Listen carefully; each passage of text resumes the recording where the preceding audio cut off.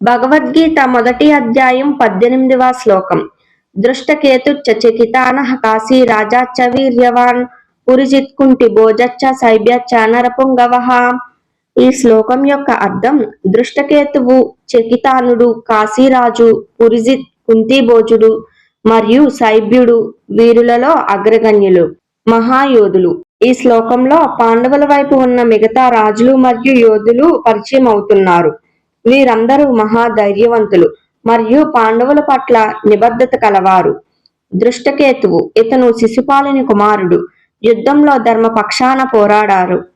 చకితానుడు యాదవ వంశానికి చెందిన యోధుడు, కృష్ణుడి మిత్రుడు. కాశీరాజు బలమైన యోధుడు, ధనుర్విద్యలో నిపుణుడు. పురిజిత్ మరియు కుంతిభోజుడు కుంతీదేవి సంబంధులు, పాండవుల బంధువులు. సైభ్యుడు వృద్ధుడైన ధర్మపరుడు, పాండవుల కోసం పోరాడారు. వీరి శంఖధ్వనులు ధర్మయుద్ధానికి శక్తిని ఇచ్చాయి.